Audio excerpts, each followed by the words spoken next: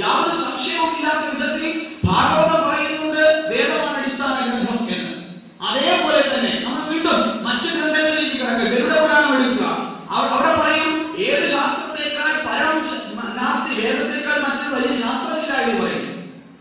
അപ്പോൾ ഗരുഡ പുരാണത്തിലായാലും മഹാഭാഗവതത്തിലായാലും ഇനി നമ്മുടെ ഭഗവത്ഗീത എടുത്താൽ അവിടെ കൃഷ്ണൻ പറയും ഞാൻ വേദങ്ങളിൽ സാമവേദമാണ്, വേദമാണ് പ്രധാനമെന്നർത്ഥം. ലളിതാസഹസ്രനാമം വായിക്കുന്ന സമയത്ത് അവിടെ നമ്മളോട് പറയുന്നത് സാമഗാന പ്രിയ സൗമ്യ. സാമഗാനം കേൾക്കുമ്പോൾ അതിനോട് ഇഷ്ടമുള്ള ദേവി സൗമ്യയായി തീരും എന്നാണ്. ഇത്രയും മനോഹരമായിട്ട് എല്ലാ ഗ്രന്ഥങ്ങളിലും വേദത്തെ പരമശാസ്ത്രമായി അംഗീകരിച്ചുകൊണ്ട് വിധി വിപരീതമുണ്ട്. ഇന്നത്തെ സമൂഹത്തിൽ വേദം അകറ്റിവിടപ്പെട്ടിട്ടുണ്ട്. ഏതെല്ലാമോ കാരണങ്ങൾ കൊണ്ട് അല്ലെങ്കിൽ ജാതി പ്രവർത്തനം കൊണ്ട് ഒരുപാട് ആളുകൾ വേദം പഠിക്കാതെ പോയി. അത് പോയ കാലത്തിന്റെ കഥയാണ്. ഇന്ന് നമുക്ക് അത് പറഞ്ഞുകൊണ്ടിരിക്കേണ്ട ആവശ്യമില്ല. നമുക്കത് എങ്ങനെ ജനങ്ങളിലേക്ക് തിരിച്ചു കൊണ്ടുവരാമെന്നതാണ് വിഷയം. ആധ്യാത്മികമായി കേൾക്കുന്ന സമയത്ത് നമ്മുടെ മുമ്പിൽ കടന്നു വരുന്നത് ഏതെങ്കിലും കുറെ താല്പര്യമില്ലാത്ത ആളുകൾ, ജീവിതത്തിൽ ഒരു ലക്ഷ്യവും ഇല്ലാത്ത ആളുകൾക്ക്, അവർക്ക് പ്രത്യേകിച്ച് ജീവിതത്തിൽ മറ്റൊന്നും നേടാനില്ലെങ്കിൽ മാത്രം ആശ്രയിക്കേണ്ട ഒന്നായിട്ട് നമ്മുടെ വേദം അല്ലെങ്കിൽ ആധ്യാത്മികത അധപ്പതിച്ചു പോയിട്ടുണ്ട്.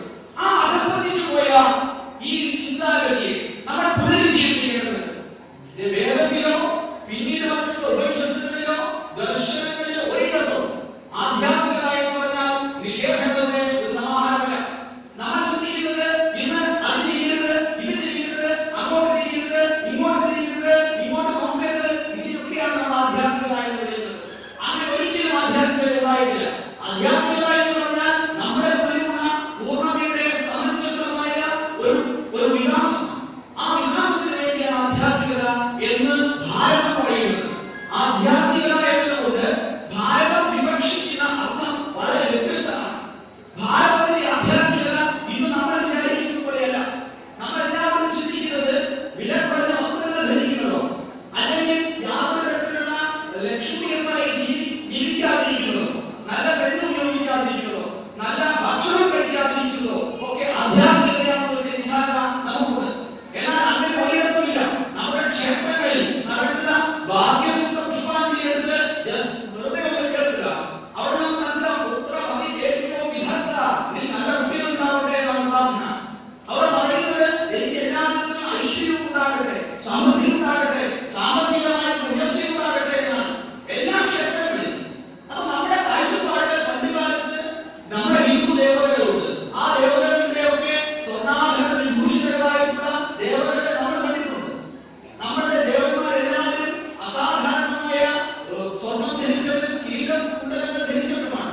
എന്നിട്ടും നമ്മൾ പറയുന്നു ദരിദ്രമാണ് അല്ലെങ്കിൽ ദാരിദ്ര്യമാണ് ആധ്യാത്മികതയുടെ മുഖമുദ്രാക്കൽ. അതുകൊണ്ടാണ് യുവാക്കൾ ഇതിനൊക്കെ നടക്കുന്നത്. കാരണം യുവാക്കൾ ചിന്തിക്കുന്നത് എനിക്ക് അടിച്ചു വെച്ചിരിക്കണം, അപ്പോൾ പിന്നെ എന്തിനാണ് ഞാൻ ഈ പറയുന്ന ഈ ആധ്യാത്മികത സ്വീകരിക്കണം. നമ്മൾ മനസ്സിലാക്കേണ്ടത് നമ്മുടെ ഋഷിമാർ യുവാക്കളായിരുന്നു. അവരുടെ യുവാക്കളായി തന്നെയാണ് ഇങ്ങോട്ട് കടന്നു വന്നത്. ആ ഋഷീശ്വരന്മാർ പലരും യുവാവായിരിക്കുമ്പോഴാണ് മന്ത്രനിഷ്ഠാക്കളായി മാറിയത്. അവരുടെ കാഴ്ചപ്പാട് എന്തായിരുന്നു അവരുടെ മുന്നിലുണ്ടായിരുന്ന ഏറ്റവും വലിയ ജീവിത ലക്ഷ്യം ഒരിക്കലും ചിന്തിച്ചിട്ടില്ല. നമ്മൾ പറയാറുണ്ട് ദരിദ്രനാരായണൻ ശരിയാണെന്ന്. ദരിദ്രനാരായണൻ ഈ വാക്കുകൾ പലതവണ പറഞ്ഞതാണ്. വായി പതിന വാക്കാണെങ്കിൽ ഞാൻ ഇതിൽ കൂടി പറയുന്നു. ദരിദ്രനാരായണൻ ശരിയാണെങ്കിൽ ടൈഫോയിഡ് നാരായണനും മലേറിയ നാരായണനും എയ്ഡ്സ് നാരായണനാകേണ്ടതാണ്. ഇതൊന്നും നാരായണൻ അല്ലെങ്കിൽ സ്വാഭാവികമായ ദരിദ്ര നാരായണനല്ല. അങ്ങനെ ഒരിടത്തും പറയുന്നില്ല. മറിച്ച് സമൃദ്ധിയാണ് നമ്മുടെ കാഴ്ചപ്പാട്. സാമ്പത്തികമായ സമൃദ്ധിയുണ്ട്, ആരോഗ്യപരമായ പൂർണ്ണമായ സമൃദ്ധിയുണ്ട്, ജീവിതത്തിന്റെ വിവിധ വീക്ഷണങ്ങളിൽ സമൃദ്ധിയുണ്ട്, വിദ്യാഭ്യാസപരമായ കാര്യങ്ങളിൽ സമൃദ്ധിയുണ്ട്. ഇങ്ങനെ സമൃദ്ധിയുടെ ഒരു വലിയ വിഭാഗം തന്നെ ഒരു പ്രാചീന ഭാരതത്തിലുണ്ടായിരുന്നു. അന്ന് നമ്മുടെ കാഴ്ചപ്പാട് നമ്മുടെ അടിസ്ഥാന ഗ്രന്ഥമുണ്ട്, അത് വേദങ്ങളാണ്. വേദങ്ങൾ പഠിക്കും. വേദത്തിൽ പറയുന്നുണ്ട് ഒരു സമൂഹം എങ്ങനെ മുന്നോട്ട് പോകണം, ഒരു സമൂഹത്തിൽ എന്തെല്ലാം ആചരണങ്ങൾ നടപ്പിലാക്കണം, ഏതെല്ലാം ആചരണങ്ങൾ ഓരോരുത്തരും പിന്തുടരണം, സാമൂഹികമായ ആചരണങ്ങൾ എന്തൊക്കെയാണ്, വ്യക്തിപരമായി വൈയക്തികമായി അതെങ്ങനെ മുന്നോട്ട് കൊണ്ടുപോകണം. നമ്മുടെ ഒരു കാഴ്ചപ്പാട് ഞാൻ പലപ്പോഴും ചിന്തിച്ചിട്ടുണ്ട്. ഇത്ര വിധി വിപരീതത്തോടുകൂടി ചിന്തിക്കുന്ന ഒരു ജനതയെ ഞാൻ ഒരിക്കലും കണ്ടിട്ടില്ല. ഈശ്വരന്റെ വാക്കുണ്ട്. എല്ലാ ഐശ്വര്യങ്ങളെയും നൽകുന്നവരാണ് ഈശ്വരൻ എന്നാണ്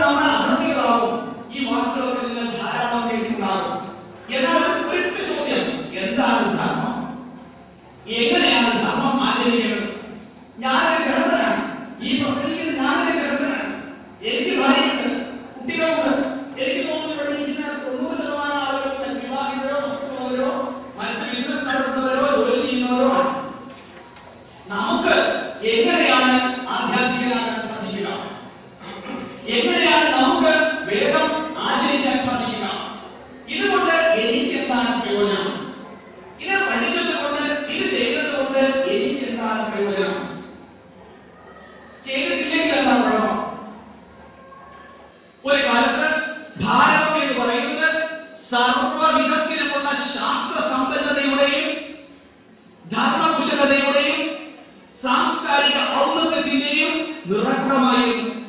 ഭാരതം എന്ന വാക്ക് വേദത്തിലുള്ളതാണ്. ഹിന്ദു എന്ന വാക്ക് വേദത്തിലില്ല. എന്നാൽ ഭാരതം എന്ന വാക്ക് വേദത്തിലുണ്ട്. വിശ്വാസ